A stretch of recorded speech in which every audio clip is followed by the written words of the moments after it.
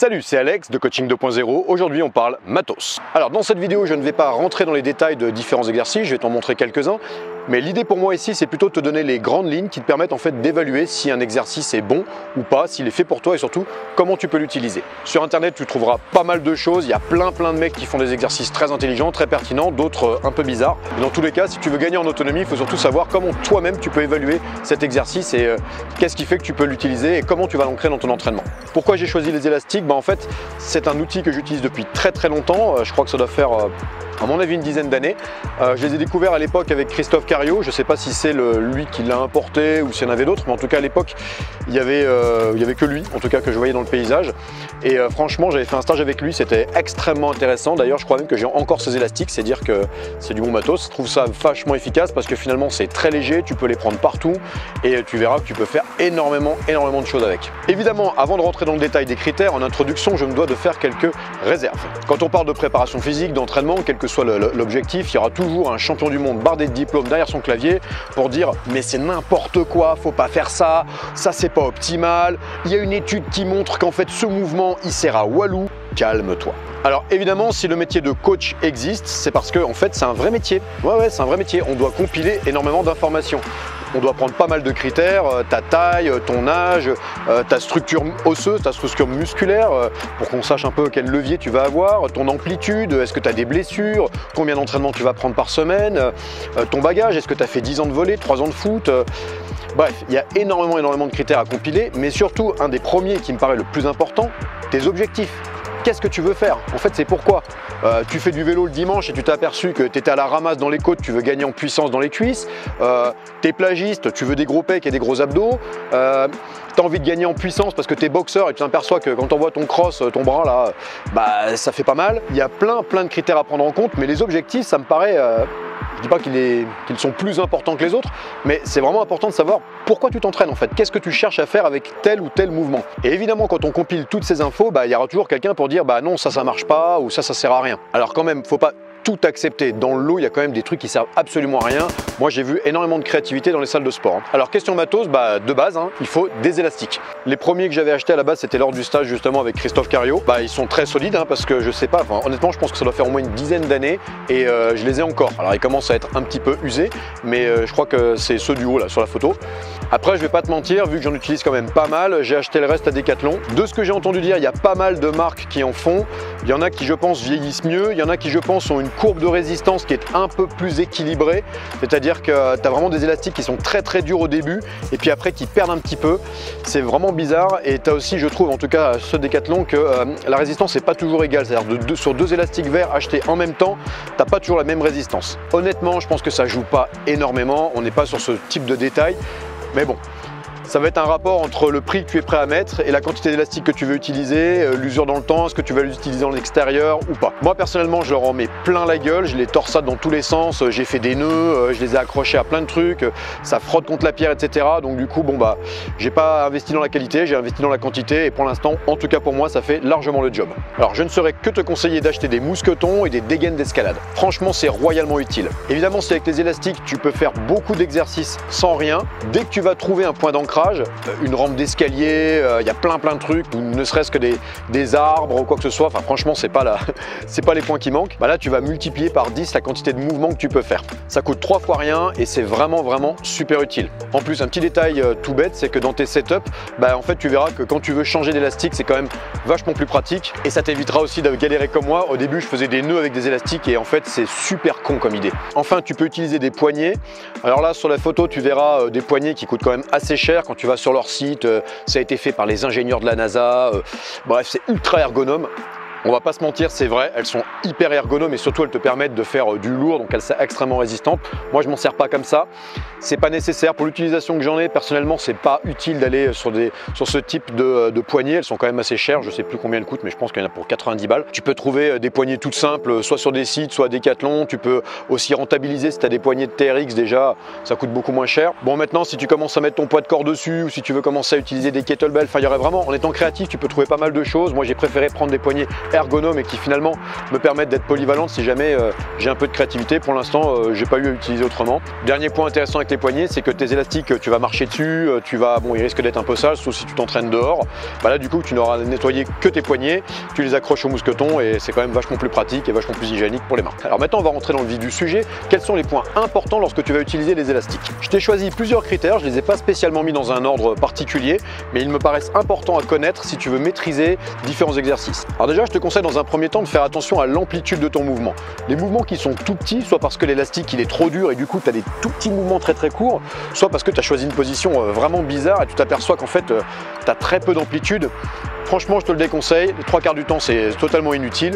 Il faut vraiment, on va dire, on utilise souvent cette image qui n'est pas extrêmement juste de l'élastique pour comparer un muscle, mais admettons que tu es plein d'élastiques qui soient accrochés les uns les autres. Si tu veux vraiment détruire un maximum de ces élastiques pour que lorsqu'ils vont se reconstruire, ils soient plus épais, plus résistants, et il va falloir optimiser ton amplitude. Donc c'est ultra simplifié, mais grosso modo, évite les baby curls comme ça sert absolument à rien.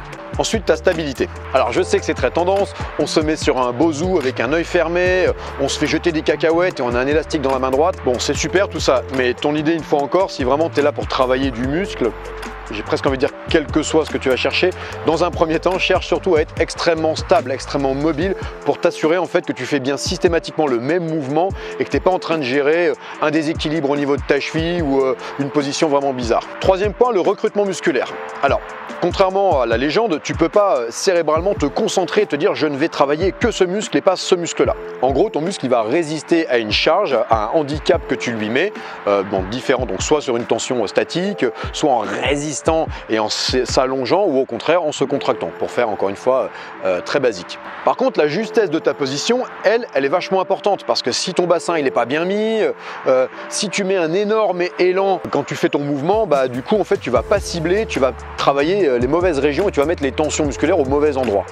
Donc dans un premier temps, je te conseille vraiment d'être très stable et de vraiment viser quasiment des positions de robot où tu te dis bon voilà, je ne bouge pas, je ne travaille que ce mouvement là. D'ailleurs par rapport au recrutement musculaire, je te conseille, pour revenir un petit peu sur l'achat de matériel, je te conseille plutôt d'avoir plusieurs petits élastiques que quelques très gros. Ça te permettra vraiment en fait d'adapter en fait la difficulté. C'est-à-dire petit à petit tu pourras mettre un petit élastique en plus, voire même te dire bah là je le faisais à deux mains, je vais le faire à une main, ça va varier les plaisirs. Alors que si tu passes d'un gros élastique noir à un autre gros élastique orange par exemple, ça risque d'être un petit peu compliqué. C'est le seul avantage pour moi d'avoir les couleurs, c'est que tu sais que les tensions sont différentes, c'est un peu comme des ceintures et du coup ça te permet d'avoir un point de repère, de te dire bah tiens cet exercice là ça commence à être vraiment facile, du coup je peux passer, je vais rajouter une petite difficulté, je remets un élastique. Toujours dans les différents critères, je t'invite à t'intéresser également aux facteurs limitants d'un mouvement, ce que moi j'appelle le weak point, le point faible. Pour te donner un détail grossier, les tractions.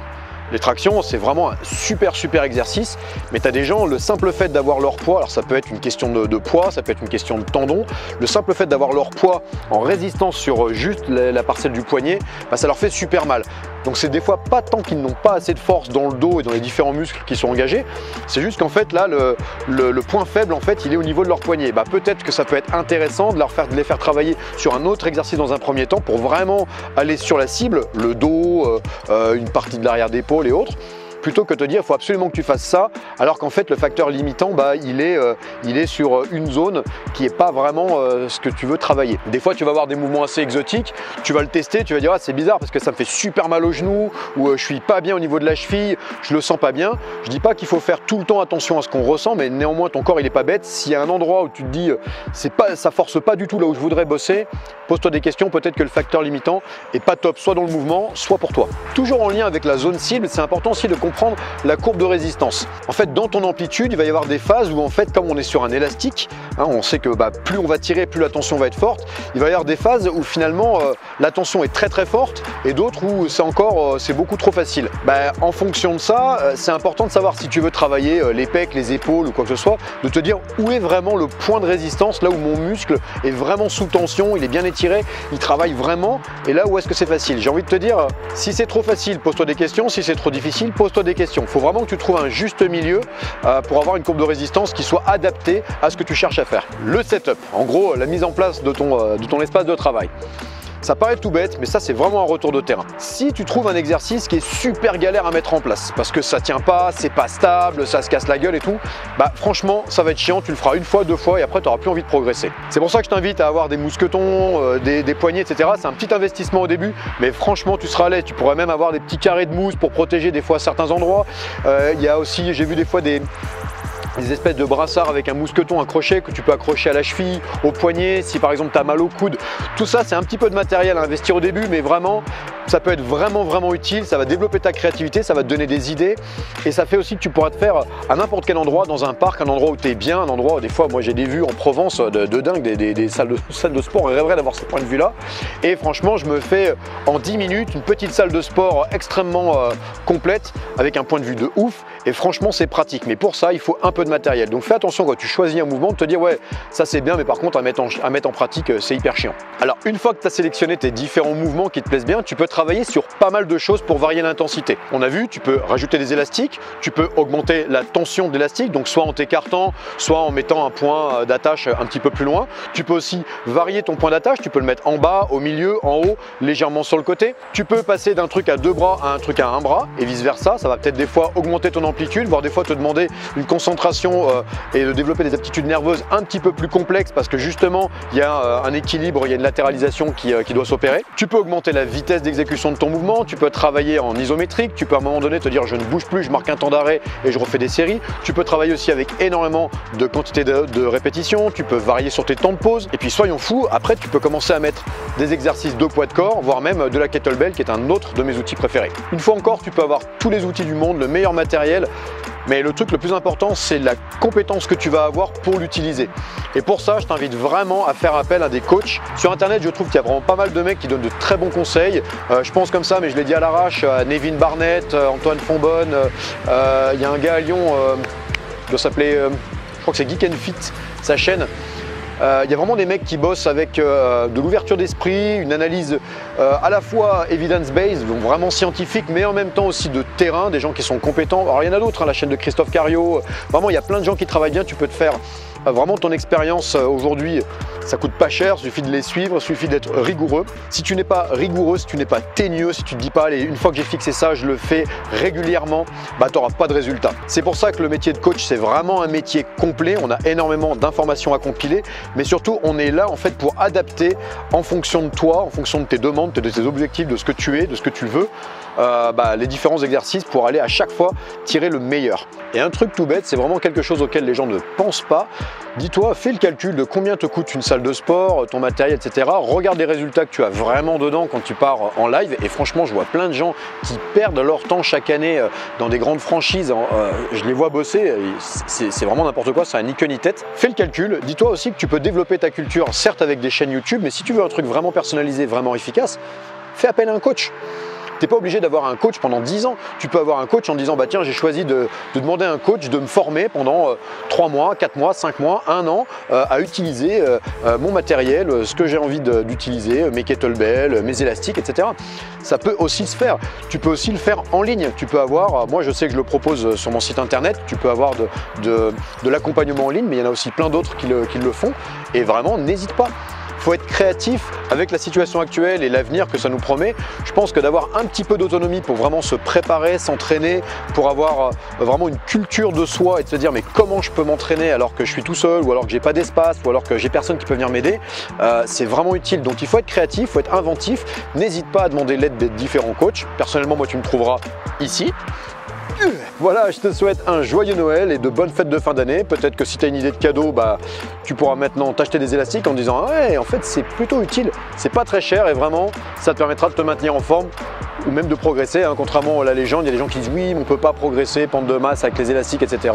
C'est pipeau, ça dépend de où tu pars, où tu veux aller. Une fois encore, fais appel à des professionnels. Big up à tous mes potes coachs, profs de je ne sais quoi qui ne peuvent pas bosser, la période est vraiment difficile. Et je vous souhaite à tous de bonnes fêtes de fin d'année, beaucoup de courage pour l'année 2021 qui arrive parce que je pense que ça va pas être beaucoup plus facile. Ciao!